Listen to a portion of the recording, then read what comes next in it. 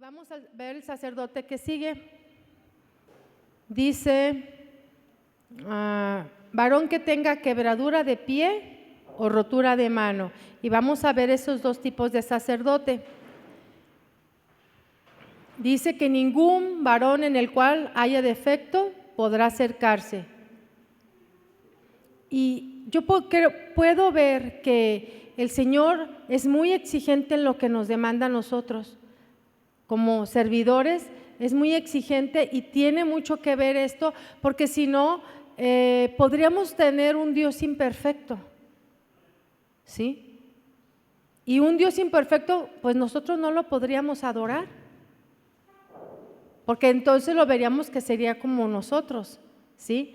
Entonces la respetabilidad del servicio que ejercían estos sacerdotes exigían santidad, estar sin mancha en sus vidas, tanto en su vida familiar como en ellos mismos. No se podía actuar como un intercesor, que era lo que hacían los sacerdotes, eran intercesores del pueblo ante Dios y de Dios ante el pueblo. Ellos eran ese tipo de intercesores, ¿sí? Si estaban ellos ceremonialmente contaminados, no podían actuar como intercesores. Y aquí Jesús, nosotros vemos que Él es como un puente, un sacerdote es un puente, ¿sí? Era el puente que hacía entre el pueblo y Dios. Era el puente que hacía entre Dios y el pueblo. Eso es lo que significaba un sacerdote. Cuando Jesús vino a presentarse como sumo sacerdote, Él vino a ser un puente entre Dios y nosotros. Nosotros pudimos llegar al Padre, conocer al Padre, ¿a través de qué? De la obra de Jesucristo, a través de su sangre, a través del sacrificio que Él hizo. Él fue el puente que nosotros necesitábamos para tener ese acercamiento. Entonces, estos sacerdotes no podían actuar como intercesores. Además de eso, la alta responsabilidad de su cargo que ellos tenían demandaba una superioridad en santidad. Repito, además de la alta responsabilidad de su cargo,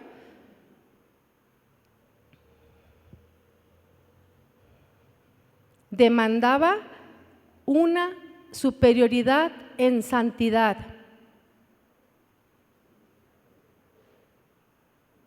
Una santidad personal.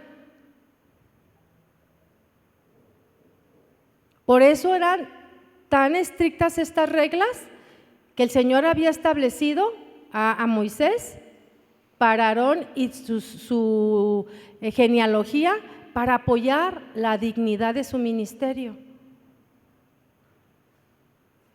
Dice el Salmo 24, 3 al 4, que apoya lo que estamos diciendo. ¿Quién subirá al monte de Jehová? Hace esta pregunta. ¿Y quién estará en el lugar santo? Dos preguntas. ¿Quién subirá y quién estará en ese lugar? ¿Quién? Dice limpio de manos. O sea, aquel que estaba con quebradura de mano no podría estar, ¿sí? Dice el limpio de manos y puro de corazón, el que no ha elevado su alma a cosas vanas, ni jurado con engaño. ¿Sí? Cuando tu corazón y tu vida está al nivel terrenal, nosotros no podemos ofrecer algo bueno al Señor, pero cuando nuestra vida está en el nivel espiritual de lo que la palabra del Señor nos demanda, nosotros podemos estar en ese lugar, podemos disfrutar de esa presencia. Cuando nuestra vida no está pensando en la vanidad de este mundo, cuando nuestra vida está pensando en nuestro corazón en las cosas terrenales, no podríamos subir a ese monte y estar en su presencia.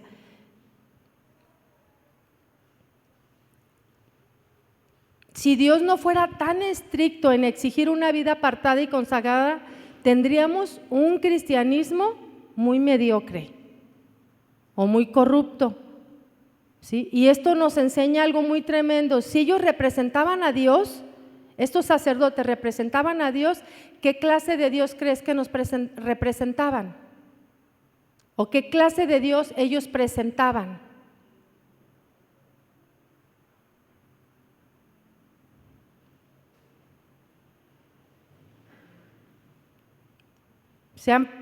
¿Piensan ustedes en esta pregunta? ¿Qué clase de Dios ellos presentaban? Si ellos se podrían poner delante del servicio con quebradura de pie y rotura de mano. Ellos tenían que representar a Dios, ¿sí? Un Dios que barato, un Dios mediocre, un Dios imperfecto, no es 99.99%, no. Eso es casi perfecto, pero no era perfecto. Entonces, cuando nosotros nos presentamos de esa manera, estamos presentando a un Dios casi perfecto. Y el Señor nos demanda que nosotros debemos presentarnos a Él perfectos, apartados de todas esas cosas. No es un 99.99%, no. Nuestro nivel tiene que llegar hasta su nivel. Tenemos que crecer, o sea, no menguar en esa parte, menguar en nosotros mismos para que Él crezca en nosotros y se mire Él en nuestras vidas, en nuestro servicio, en nuestro caminar, porque la quebradura de pie o el andar habla de nuestro servicio a Dios, de nuestro andar, nuestro caminar en las cosas de Dios, y nuestras manos habla de lo que nosotros servimos a Dios. Entonces no nos podemos permitir un 99.99%, porque ¿qué Dios entonces adoraríamos nosotros? A un Dios que no es santo, porque no es 99, o sea, es 99.99% santo, no es perfecto. Él es santo, y Él es santo, Él es Dios perfecto. Entonces nosotros por eso adoramos a un Dios que es completamente amoroso, que es completamente omnisciente, que es completamente santo, completamente Dios. No se equivoca. Él cumple lo que dice. Él estableció las cosas, sí, con el poder de su palabra. Él es perfecto. Y lo que el Señor nos quiere enseñar con esto es de que nosotros estemos trabajando para llegar a esa plenitud de conocerle, a esa plenitud de crecimiento, a esa plenitud de morir a nosotros mismos, a morir a nuestra carne cada día en nosotros mismos.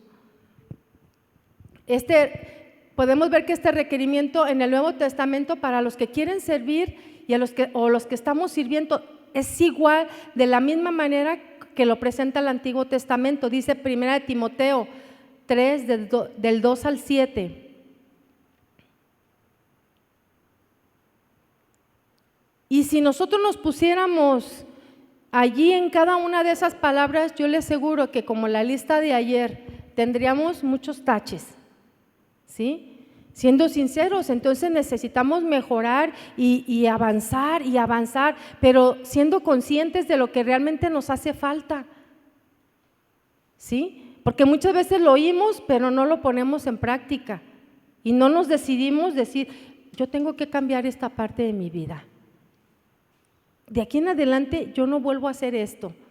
Tenemos que ser decisivos en algunas cosas. Dice, mire, 1 Timoteo 3, pero es necesario, fíjense bien, es necesario que el obispo sea irreprensible, marido de una sola mujer, sobrio, prudente, decoroso, hospedador, apto para enseñar, no dado al vino, no pendenciero, no codicioso de ganancias deshonestas, sino amable, apacible, no avaro, que gobierne bien su casa y que tenga a sus hijos en sujeción con toda honestidad. Pues el que no sabe gobernar su propia casa, ¿cómo cuidará de la iglesia de Dios? No un neófito, no sea que envaneciéndose caiga en la condenación del diablo.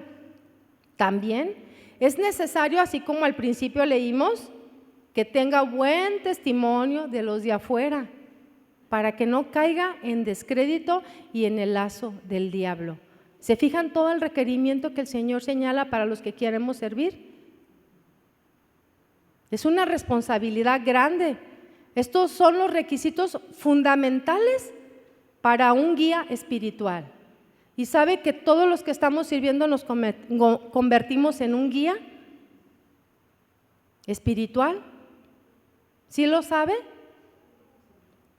¿Sí está consciente de eso? Pero yo nada más toco el pandero. Si yo nada más toco las percusiones o toco la guitarra, ¿a poco? Un servidor o un liderazgo deben ser ejemplo moral y espiritual. El apóstol Pablo aquí nos afirma en lo que el Antiguo Testamento nos está enseñando en Timoteo 3, que es necesario, que es un requisito indispensable. Es necesario que nosotros tengamos cuidado con toda esta manera de vivir, que tengamos cuidado de nosotros mismos, para que con nuestro ejemplo no contradigamos la doctrina que predicamos, ¿sí? Lo que hablamos, para que con nuestro ejemplo no contradigamos la verdad de Dios. Porque podemos hablar muy bonito y podemos decirlo, pero con nuestros hechos nosotros decimos otra cosa. Gritamos más con nuestros hechos, ¿verdad? ¿Para qué? Para que los que nos ven afuera, dice, y que tengamos, todavía es necesario, todavía que los de afuera digan de nosotros, o sea, que tengamos un buen ejemplo, seamos testimonio para ellos. Porque no aquí hay todo el amor y todo el abrazo y todo el cariño y Dios te bendiga y que Dios te prospere y que te vaya bien, y con los de afuera nosotros muchas veces no somos tolerantes. No hablo de su pecado, hablo de ser buenas personas con ellos, de ser amables, ¿sí? De ser pacientes. O sea, ya sabemos que son pecadores igual como éramos nosotros, pero debemos amarlos y debemos acercarnos, a saludarlos. No perdemos nada. ¿Para qué? Para que no seamos piedras de tropiezo.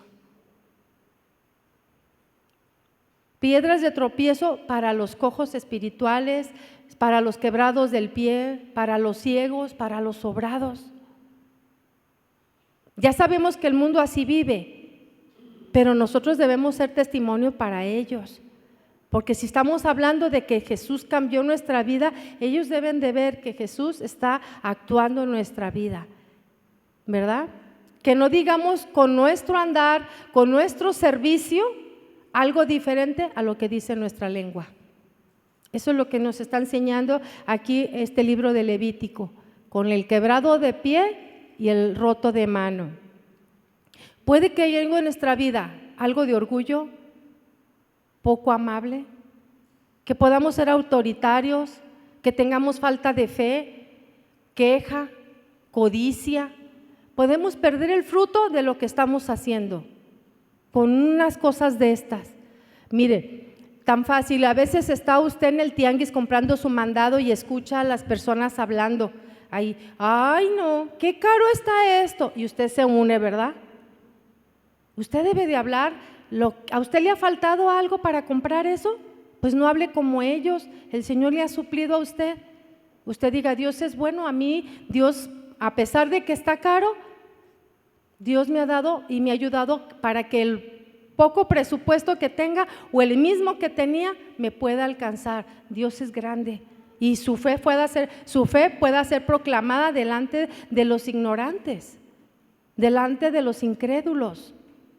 Pero no nos unamos a ellos como que si en verdad eso nos acongojara. Nosotros tenemos que vivir en otro nivel, en un nivel de que creemos en su palabra y que no habrá ningún justo desamparado ni mendigando pan. ¿No ha pasado? ¿Se ha quedado sin comer? Mire, cuando algo así gracioso, cuando digo, no, pues nada más véame, yo estuviera con los huesos ahí que se me notaran las muelas, ¿no? De tan flaca, pero nos ha ido bien, sí tenemos para comer. ¿No? No estamos gordos así nada más por chistositos, ¿verdad que no? No, pues porque comemos bien. A lo mejor lo que no debiéramos, pero tenemos. Dios nos ha bendecido y no nos falta nada. Pero no nos unamos a ellos, ¿sí? En nuestra falta de fe, en nuestra codicia o en nuestra queja. Entonces, un pie roto causa un andar incorrecto. Y podemos hablar de muchos detalles, ¿sí? Pues una persona con este problema encontrará imposible caminar un camino derecho. En la palabra de Dios, los pies representan nuestro estilo de vida. En la palabra de Dios, nuestros pies representan nuestro estilo de vida. Nuestras manos simbolizan el servicio que prestamos a Dios. Entonces, un pie quebrado nos impide caminar y una mano rota nos imposibilita sostener algo con ella. Entonces, el sacerdote descalificado por quebradura de pie o rotura de mano es aquel que escucha la palabra de Dios,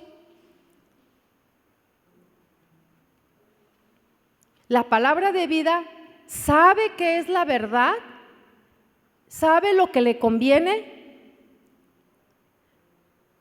pero cuando intenta accionar en la palabra de Dios, en su propio estilo de vida, repito, el sacerdote descalificado por quebradura de pie o rotura de mano es aquel que escucha la palabra de vida, la palabra de Dios, sabe que es la verdad y lo que le conviene, pero cuando intenta accionar la palabra de Dios en su estilo de vida y da el paso, ni siquiera puede iniciar el caminar.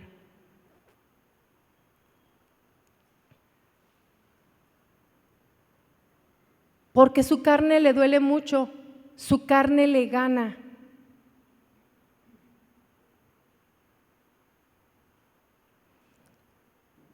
O sea, lo que la palabra de Dios le sugiere se torna demasiado para dar el paso.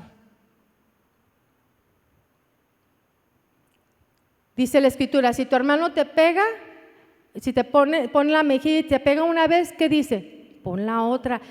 Obviamente ese cristiano carnal, ¿sí? Con ese problema, ¿qué pasa? No pondría la otra y está luchando en su carne. ¿Cómo yo voy a hacer eso? Perdónalo, pero ya me he ofendido tantas veces, 70 veces 7, hasta que aprendas a perdonar y hasta que aprendas a no tener nada en tu corazón. Y a la hora de accionar, eso cuesta trabajo, porque tú antepones todo lo que a ti te hizo, todo lo que a ti te duele, todo lo que a ti te pasó y que te perjudicó, antes que obedecer y accionar en la palabra de Dios.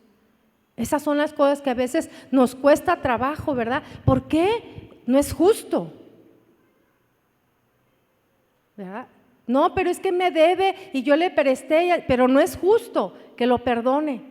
No podemos accionar. Pero ya lo he perdonado tantas veces, no, pero no es justo.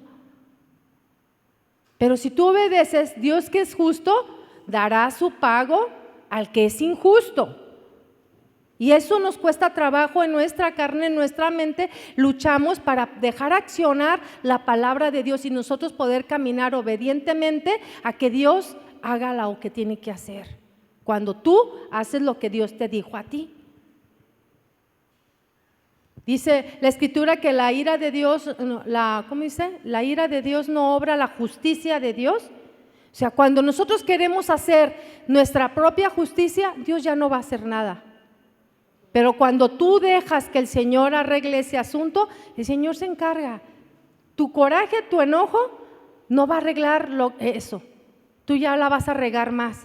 Pero si tú guardas tu enojo, vas con el Señor se encarga de tratar con quien tiene que tratar, ¿sí? Pero dejemos accionar, porque si no, estamos caminando mal, no estamos caminando derechos. ¿Qué es lo que hace la palabra de Dios si lo dejamos que ella actúe? Dice Colosenses 3, del 5 al 17.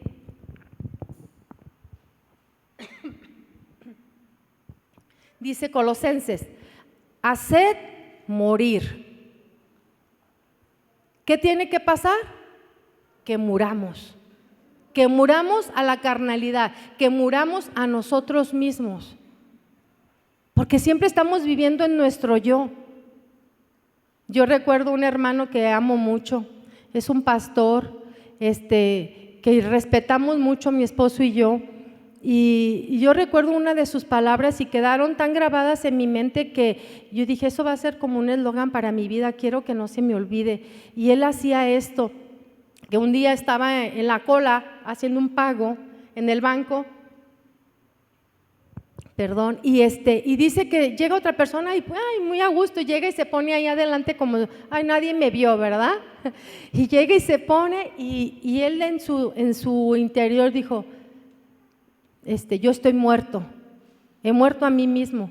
O sea, él simplemente no iba a hacer nada ni se iba a enojar. ¿Por qué? Porque así debe de ser. Estamos muriendo a nosotros mismos, muriendo a nuestra carnalidad, porque es lo que nuestra carne hubiera querido. ¿Por qué te metes? Ahí no va, o sea, ahí estamos, ¿verdad? Nuestra carne saliendo a defenderse. Y él, me gustó esas palabras, yo estoy muerto. Y es lo que Colosenses nos dice aquí, haced morir pues lo terrenal en vosotros.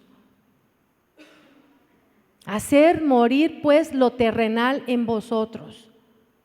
Fornicación, impureza, pasiones desordenadas, malos deseos, avaricia, que es idolatría, por las cuales la ira de Dios viene sobre los hijos.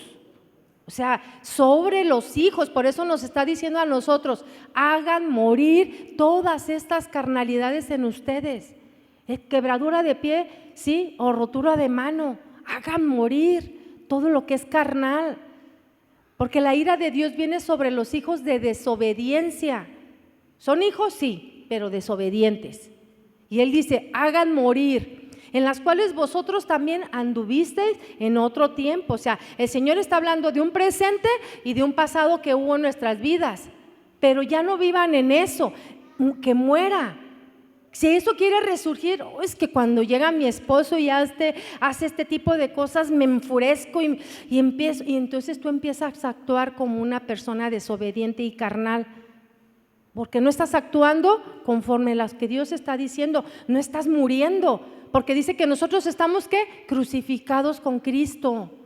Él murió y nosotros tenemos que morir ahí todas nuestras pasiones, todos nuestros deseos, todo lo que nos gustaría. Dice ahí, cuando también vivíais en ellas, pero ahora dejad también vosotros todas estas cosas: ira, enojo, malicia, blasfemia, palabras deshonestas de vuestra boca. No mintáis los unos a los otros, habiéndonos despojado del viejo hombre con sus hechos. ¿Ahora qué? Revestidos del nuevo, dice la Escritura, el cual, conforme a la imagen del que lo creó, se va renovando hasta el conocimiento pleno. Dejemos esa quebradura de pie o rotura de mano. Nos estamos renovando hasta el conocimiento pleno, porque nos falta llegar a la perfección, ¿verdad? Y vamos renovándonos hasta el conocimiento pleno. Por eso el Señor nos enseña su palabra, para estarnos quitando todas esas cosas que nos estorban, nos estemos despojando de todo aquello que de repente quiere asediarnos para no cumplir nuestra buena carrera en la fe. Nos dice la Escritura, despojémonos de todo peso, de todo lo que nos estorba, para poder correr ligeramente, ¿verdad? Dice entonces que se va renovando hasta el conocimiento pleno. Me voy a bajar de versículo. Vestidos pues como escogidos de Dios.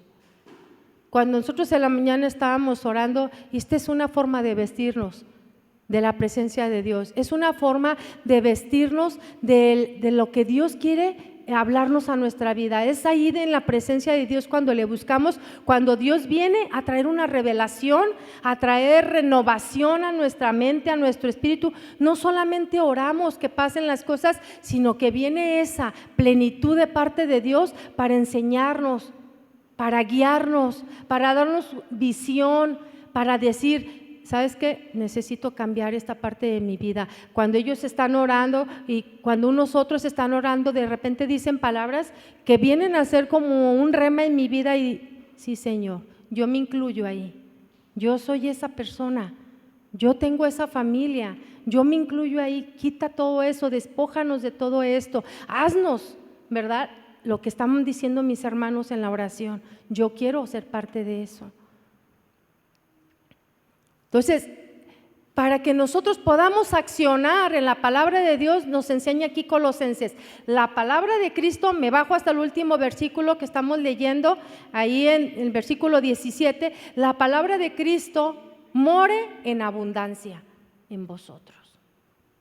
¿Cómo es que nos vamos a revestir? La palabra de Cristo more en abundancia en vosotros, enseñándonos y exhortándonos unos a otros en toda sabiduría, la sabiduría de Dios, la sabiduría que trae poder, la sabiduría que cambia, la sabiduría que sana, la sabiduría que tiene vida eterna, la sabiduría de Dios que tiene propósito y que tú no estás lanzando una palabra solamente al aire, entre comillas. Cuando ustedes estén aconsejando a alguien aquí, siempre la palabra de Cristo more en abundancia. No les den sus palabras, no les den sus ideas, sus conocimientos. Pues yo creo, hermana, que usted le puede hacer. No, la palabra de Dios dice tal y tal y tal. La palabra de Dios dice esto y esto. Siempre la palabra del Señor es la que transforma. No nuestro conocimiento, no en nuestras ideas, no lo que a ti te funcionó. A cada uno Dios nos habla de diferentes formas y son diferentes cosas las que nos habla, pero la palabra de Dios tiene un mismo propósito: traer vida, traer esperanza y traer fruto en la vida de la persona. Es la palabra de Dios. Tú le dices la palabra a la persona y el Señor actúa a través de esa palabra. Pero si tú le das tus ideas y no funciona, ¿qué va a pasar? La persona se va a sentir decepcionada. Va a pensar que Dios no le ayudó, pero cuando tú le dices la palabra, tú dices: Señor, tu palabra dice, y yo confío en lo que tu palabra dice, y es la que yo siembro en ese corazón, para que ella crea que la palabra tiene ese poder. Ella crea y confíe que tu palabra trae vida, que es la misma de ayer, hoy y por siempre, que es infinita, que no tiene fin y que es eterna y que cumple el propósito por la cual se envía. Entonces, no nos enredemos. La gente necesita la palabra de Dios. Los sacerdotes necesitamos actuar y caminar en la palabra de Dios. Y aquí nos dice: la palabra de Cristo more en abundancia en vosotros, en abundancia. Por eso la constante de estar, leamos nuestra escritura, leamos, algo se nos va a quedar pegado ahí. Es importante que la gente nos vea trayendo nuestra Biblia. Yo sé que ahorita con el celular pues está muy padre y muy a gusto y todo, pero que la gente nos vea, que podemos tener el esgrima ahí, podemos moverla de arriba a abajo y que conocemos todo lo que ahí dice. Traigan sus colores, sus crayolas, lo que sea, para que usted subraye las cosas que a usted Dios le habla, pero que la palabra de Dios more en abundancia. Que no hable usted otra cosa más que la palabra de Dios, que endereza nuestro pie roto, nuestra mano rota. Amén. Exhortándonos, enseñándonos unos a otros en toda sabiduría, cantando con gracia en vuestros corazones al Señor con salmos e himnos y cánticos espirituales. Para los músicos que están aquí arriba, la palabra de Cristo mora en abundancia en vosotros. ¿De dónde cree usted que viene la profecía? De la palabra que mora en su corazón. Si no hay palabra en su vida, ¿de dónde vendrá la profecía? Si no hay palabra. Si no hay un almacén en el corazón, usted no tendrá nada que darle a la gente. Vendrá y Dios le usará de la palabra abundante que está en usted. Si usted quiere ser usado en otro nivel, la palabra de Cristo more abundantemente. No hay otra forma en que el Señor pueda usarnos para ser sus profetas. Porque muchas veces estamos aquí y podemos dirigir, pero no sale nada, porque la palabra de Cristo no está abundando. Pero cuando hay una palabra que de repente se hace rema, ¿sí conocen esa palabra, verdad? Que cuando de repente viene a ser como que abre luz al corazón y a la mente y al espíritu, y esa palabra trae una revelación que te hace sentir en otro nivel. Esa palabra Dios la puede utilizar para otros y traer luz a la vida de ellos, tanto como exhortándolos, como enseñando, como animando a sus vidas, consolando sus corazones. Amén. Dios no puede guiar y no puede enderezar un pie que está fuera de su camino si no está buscando del Señor.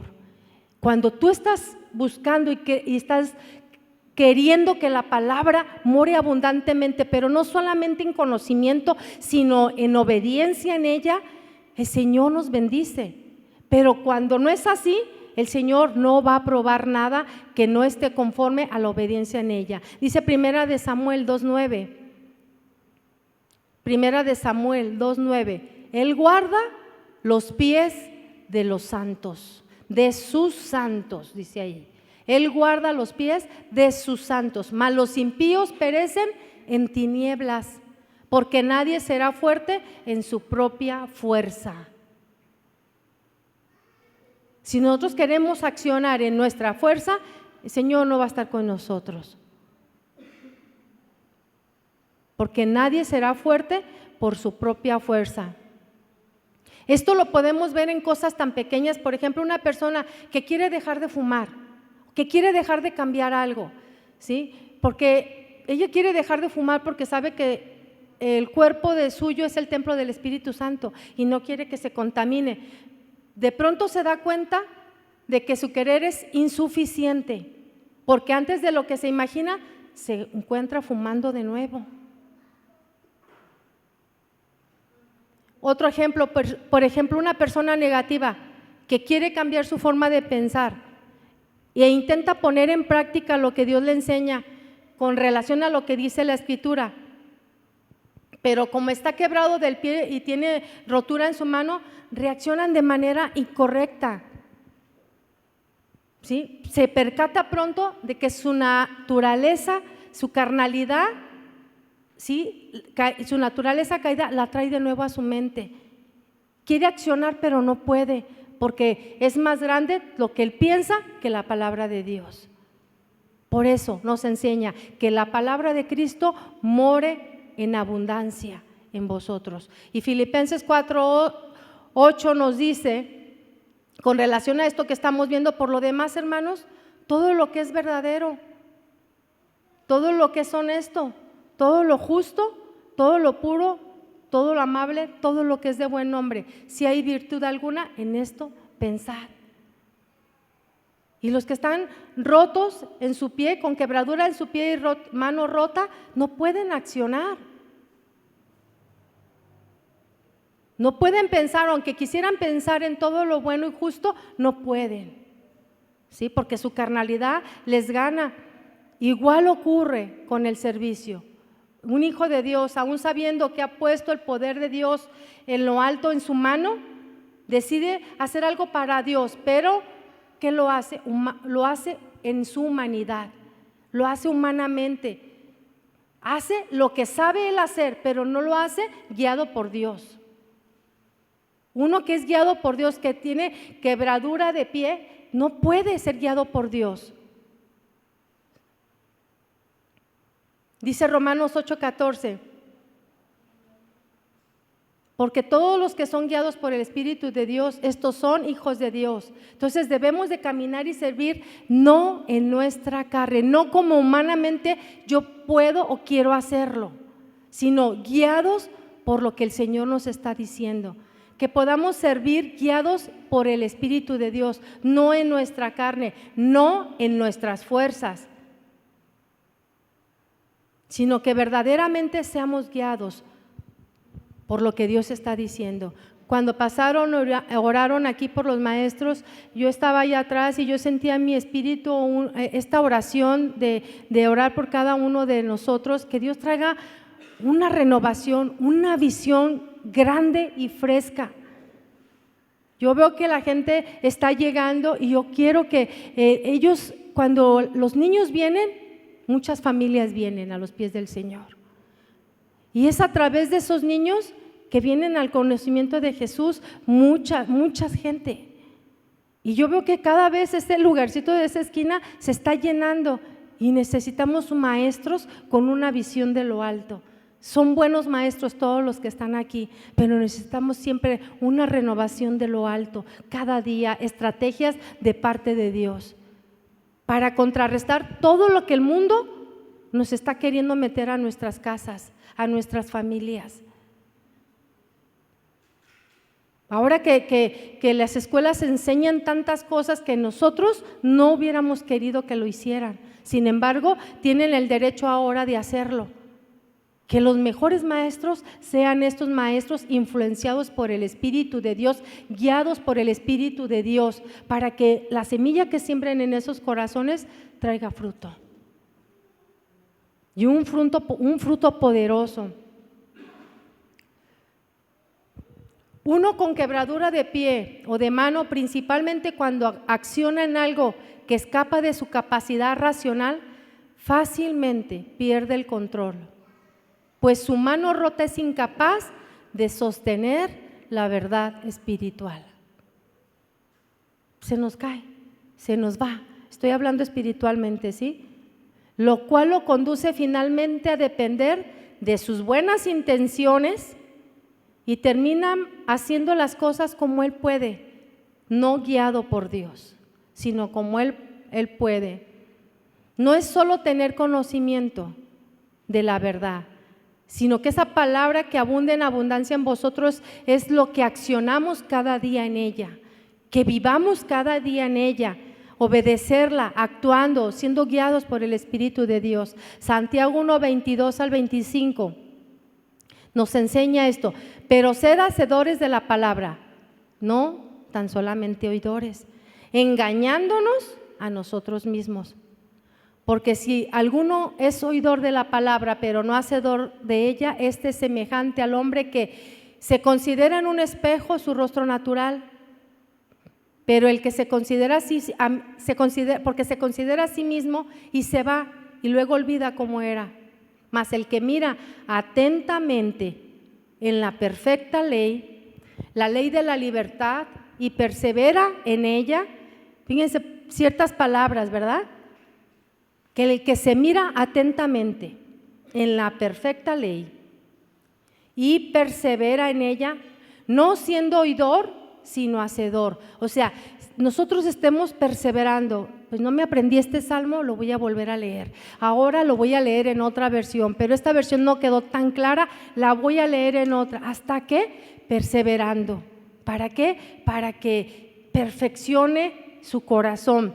No siendo un oidor olvidadizo, sino hacedor de la obra. Este será bienaventurado en lo que hace. Bueno, en ambos miembros, tanto en la quebradura de pie como en nuestras manos, requerimos un sacerdocio sano, siendo hacedores de la verdad, para que nosotros no estemos con quebradura de pie, siendo hacedores de la verdad, para no estar con quebradura de pie o rotura de manos.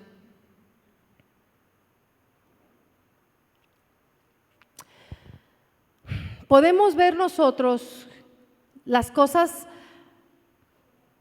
podemos ver nosotros cómo las cosas visibles, las que nosotros podemos ver aquí, ejercen poderosa influencia en la mente de los hombres. Algún defecto corporal, como estos sacerdotes, provocaba ridiculez. Afectan también y disminuyen la autoridad del oficio que representa esta persona, o el sacerdote, ¿sí? Nosotros podríamos ver a un policía golpeando a unas personas allá afuera y nosotros podríamos denigrarlo, ¿verdad? Por la manera en que su apariencia manifiesta algo, ¿no? Una autoridad que nosotros deberíamos de respetar. Pero sin embargo, cuando vemos que están golpeando a las personas y que el que debería de cuidarnos no nos está cuidando, sino todo lo contrario, eso es lo que nosotros representamos como sacerdotes. El que otros nos miren con este tipo de defectos, si ellos quisieran ver en nosotros ¿cómo se puede decir? Una embargadura, ¿cómo se dice? ¿Perdón? ¿Envergadura se dice? Bueno, una vestimenta que representa un sacerdocio. Y cuando ven en nosotros todos esos defectos, ¿qué pasa? Quitamos nosotros los ojos de ese tipo de gente, ¿verdad? Y también quitamos muchas veces la mirada de Dios, porque nosotros representamos el sacerdocio santo que Jesús estableció. Por esa razón, los sacerdotes perjudicados con los defectos corporales no les era permitido oficiar en los servicios públicos, porque ellos representaban a Dios mismo. Y con todos esos defectos ellos podían decir: Dios es imperfecto, sí es amoroso, pero no ama esto y no te ama así, no te ama asado, ¿sí? O sea, Él es amor, Dios es amor y Él es 100% amor y no es 99.99% amor. Él es amor, Él es perfecto y querían ver en los sacerdotes a ese Dios perfecto visualmente. Entonces, todo sacerdote debía conservar la pureza, debería de conservarse sin mancha del carácter y en su oficio. El apóstol Pablo nos exhorta también en 1 Timoteo 4:12 y nos dice: ninguno tenga en poco tu juventud, ninguno, dice ninguno, sino sea un ejemplo de los creyentes en palabra, en conducta, en amor, en espíritu, en fe y en pureza. Y si ustedes los quieren estudiar en su casa, cada uno de esos puntos, vamos a aprender bastante. Que seamos ejemplo, ¿sí? Un ejemplo. El Señor mismo en Hebreos 7:26 encontramos una referencia típica del sacerdocio de Jesús.